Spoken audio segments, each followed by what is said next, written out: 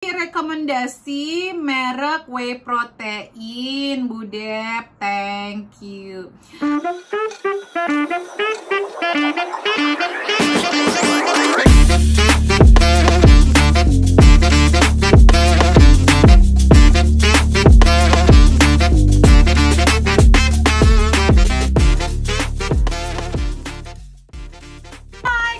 Bersama saya Debbie Jean-Marie, your favorite naturopathic practitioner, dalam segmen Tanya Sehat Debbie.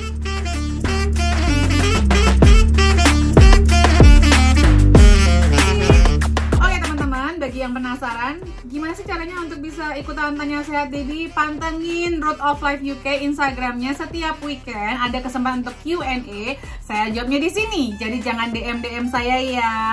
Ada webinar, jangan lupa kalau mau belajar yang bener. Nih pertanyaannya banyak banget yang panjang kali lebar. Aduh, bakal dengerin nggak nih?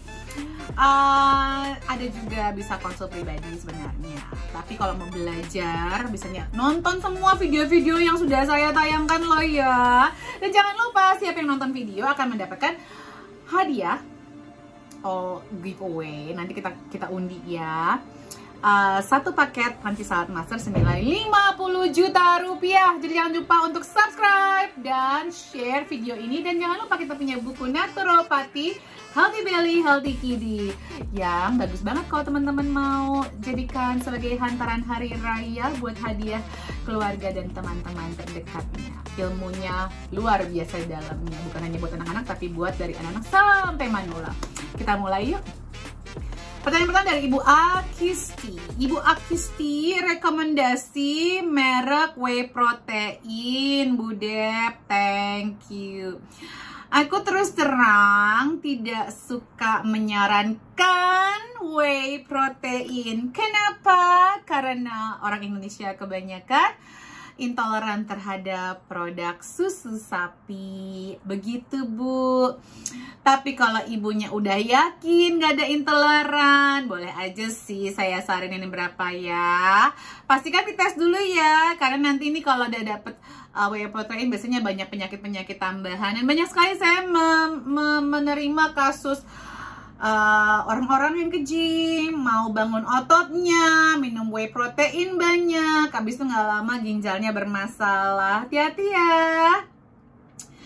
Ada dari Vivo Life, itu vegan protein. Nah biasanya kalau nggak pakai whey, pakai pea protein. Nah agak tricky nih di sini. Kalau pakai pea protein tuh banyak orang-orang Indonesia yang sensitif, yang masuk ke klinik saya ya, yang tes food sensitivity-nya ya. Mereka sensitif sama pea juga, oke? Jadi ada Lamberts, kalau mau yang murah meriah, Lamberts ini saya pakai yang dari UK ya teman-teman ya. Vivo Life dia vegan. Nah ada juga Green Origin, kita pakai pea protein yang nggak pakai whey. Terus ada Rejuvenated, ada juga hemp. Nah, teman-teman kalau teman-teman memang nanti sensitif sama, aduh tapi kalau hemp masuk Indonesia nggak ya? Karena hemp itu hitungannya ya dari pohon ganja, tapi bukan ganjanya ya, tidak. Saya nggak tahu nih kalau hemp masuk apa nggak ke Indonesia. Cuman ya saya ngasih tahu aja ya, kan bertanya ya, saya menjawab. Oke, ada juga Green Origin sebagus. Naturia juga bagus, dia hemp tapi again ya. Kiki Health juga dari hemp. Ini hemp ini bagus loh sebenarnya. Makanya Indonesia kapan sih? Jangan cuman ngelihat ganja sebagai zat yang memabukkan. Sebenarnya tuh pohonnya tuh sendiri banyak manfaatnya loh. Dan ini bisa diolah bukan untuk yang memabukkannya. Jadi kalau di sini udah ada hemp milk. Hemp milk itu udah ada ya. Hemp itu ya cannabis sativa ya. Tapi saya juga nggak tahu, jangan tanya saya gimana cara memproduksinya ya. Tapi ini mungkin kalau legalisasi dan digunakan untuk kemanfaat, mungkin malah menambah devisa negara, Bapak dan Ibu di pemerintahan. Terus ada Revolution Food, ada Golden Greens. Nah, Golden Greens ini pakai pumpkin seed. Jadi dia protein powder tapi pakai pumpkin seed ya. Kalau Vivo Life itu dari kakao juga ada. Terus ada apa lagi ya? Free Soul juga ada, Nuzes juga ada, itu clean protein.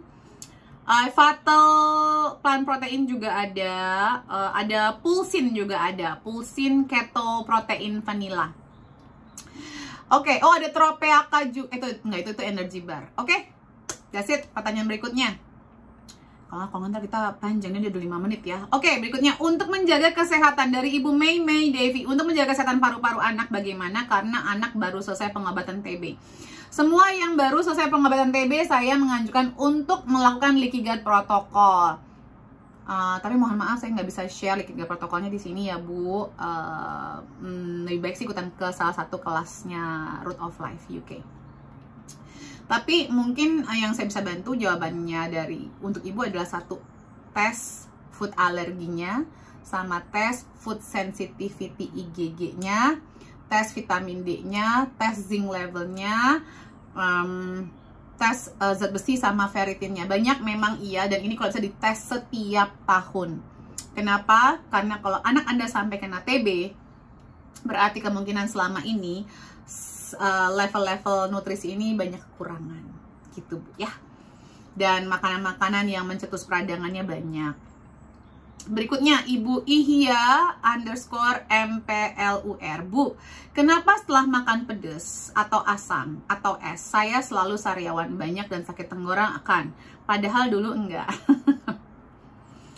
Pedas, asam, selalu sariawan. Jenis makanannya apa nih? Harus diklarifikasi, karena pedas, kimchi pedas gitu ya.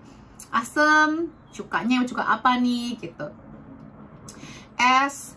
Jadi kalau orang sariawan dan sakit tenggorokan, itu biasanya peradangannya tinggi, kurang vitamin C gitu. Itu yang paling dasar ya. Vitamin C itu banyak orang nggak paham berapa kebutuhannya. Coba nanti ibu cek di video saya sebelumnya bagaimana mengukur vitamin C. Kalau sering sakit tenggorokan, es itu sebenarnya tidak ada dosanya es. Mau lagi musim dingin pun minum es tidak berdosa, tidak menyebabkan penyakit sama sekali. Tetapi minum esnya isinya apa, Bu? Gula. Gulanya nggak dibahas nih. Esnya apa? Es batu doang. Kalau es batu doang sih saya nggak mungkin es batu doang bikin sariawan sakit tenggorokan. Nggak mungkin. Pakai esnya ada gulanya, ada sirupnya, atau ada high fructose corn sirupnya, kayak es kopi-kopian gitu ya. Gulanya, susu sapinya, atau creamernya, atau apapun. Pedas juga pedas apa? Ada gorengannya nggak? Makannya pakai apa? Mie-mian nggak? Atau apa? Ini sangat tidak jelas gitu ya. Tapi yang pasti kalau ibu suka sariawan itu kurang vitamin C, kurang omega 3-nya. Omega 3-nya kurang. Jadi untuk nurunin peradangannya. Oke. Berikutnya, Bapak Firmansyah Brian. Anak sering sariawan, tanda apa ya, Bu Dep? Kurang vitamin C sama kurang omega 3. Kebanyakan makanan-makanan yang mencetus peradangan. Begitu. Berikutnya, Jiweun. Bayi 6 bulan, pup 4 kali sehari, aman gak, Bu? Harusnya sih aman sih, karena kan bayi 6 bulan tuh makannya masih sering sebenarnya. Tapi kalau perlu diperhatikan adalah bentuk pupnya. Kalau Bapak khawatir atau Ibu khawatir, bisa dikultur BAB-nya, dicek ada yang keluar nggak, misalnya serat sayurnya, protein, atau lemak, atau apa. Dan kalau udah 6 bulan kan udah mulai MPASI nih, ada baiknya untuk dicek iron, ferritin, terus juga zinc levelnya, vitamin D-nya biar ketahuan. Nanti kan kita bisa memasukkan dari makanannya yang sumber makanan aslinya, atau kita bisa menambahkan suplementasi kalau dibutuhkan. Tambahan dari Ibu Akisti, nanyanya 2 kali. Bu, kalau darah tinggi 144, under di bawahnya 93, dan lingkar perutnya 105 cm, laki-laki, cara agar bisa normal lagi gimana ya, Bu? Olahraga rutin 30 menit sehari. Pola makannya harus dirubah. Kemarin harus ikutan kelas itu tuh UPR sama sindrom metabolik. Ini udah masuk ke sindrom metabolik. Kalau ubah dulu olahraga deh 30 menit sehari. Karena kalau selalu dijelasin ini kita bisa, webinarnya bisa 2 jam satu kali, satu topik ya. Ubah pola makannya. segala makan yang gorengan, terus juga ultra olahan itu coba dikeluarkan dulu gitu. Terus juga banyakin makan sayur, air putih tingkatkan. Laki-laki itu air putihnya harus 3,7 liter loh sehari. Serat. Dan kalau saya bisa menyeimbangkan insulin resistannya. Jadi ini singkat aja ya, insulin resistant kalau bisa makan pagi tuh yang asin kayak soto, banyakin sayurannya Bu. Jadi jangan karbohidrat bintang utama. Jadi kayak jangan roti, nasi uduk, jangan nasi. Bangun pagi itu kita coba cari yang tinggi serat, tinggi protein, tinggi lemak sehat, bukan karbohidrat. Gitu. Kita banyak yang salah nih ya, kan nasi uduk, bubur ayam, roti, lontong, itu semua kan tinggi banget karbohidratnya ya. Coba ubah. Terus kalau bisa, kalau misalnya satu hari, kan kita mungkin 2-3 kali makan ya dalam satu hari itu. Satu kali waktu makan itu kalau bisa mulai dengan sayuran duluan. Jadi kayak Mediterranean diet. Kalau ibu masak soto, masak sop buntut gitu ya, sayurnya banyak abisin dulu. Sayur lodeh, sayur asam, sayurnya abisin dulu, nanti baru lauk sama karbohidratnya. Terus kalau mau makan yang manis-manis, terutama lagi bulan puasa ya, kalau bisa sebelum makan yang manis-manis itu kita minum air dengan campuran cuka apel dulu untuk menstabilkan gula darahnya. Terus abis makan sebaiknya bergerak atau olahraga, bisa jalan muter-muter meja makan 100 langkah, atau bisa jalan 10 menit, jalan 15 menit. Itu yang paling dasarnya dulu ya Bu ya, karena kalau kayak gini nih panjang perjalanannya. Coba diajak untuk datang ke kelas Root of Life UK ya. Ibu Anggi CS, Bu, teh daun jati sebenarnya aman nggak dikonsumsi karena bikin mules dan diare. Daun jati Belanda ini sebenarnya manfaatnya banyak ya. Sebentar, daun jati Belanda banyak sekali manfaatnya. Oke, sebentar, saya mau memastikan karena saya belajarnya di Inggris ya teman-teman. Saya mau menggoogle dulu daun jati Belanda in English itu apa. Thick leaves, dried Senna alexandra. Oh, memang Senna. Oh, oke. Memang tujuannya untuk melancarkan pencernaan ya, kayak laksatif ya. Oke. Bagus, tapi maksudnya ibu kenapa ya memang bikin mules dan BAB encer karena memang ada saatnya laksatif. Kenapa ibu minum ini? Kalau buat saya sih ini herbal yang lumayan strong. Jadi kalau buat saya, kalau ibu mau menempatkan yang anti-inflamatorinya dan lain-lainnya, kenapa nggak mencoba kayak teh cengkeh, teh bunga lawang, teh jahe, teh kunyit yang sebenarnya lebih mild dan mungkin lebih aman kalau dikonsumsi sehari-hari gitu ya. Teh daun jati ya kalau memang dibutuhkan banget ya. Dia tuh kayak daun jati ini sebenarnya kalau dibikin seperti kayak obat herbal itu tuh ini salah satu contohnya. Dan Indonesia kaya banget lah sama ini. Oke, berikut dari Aloni Grea. Budet minta rekomendasi suplemen untuk menopause soalnya jadi gerah terus. Oke. Gini loh. Menopause itu range atau gejalanya banyak. Dari premenopause ini kan saya udah masuk ke dalam umur-umur premenopause ya, perimenopause.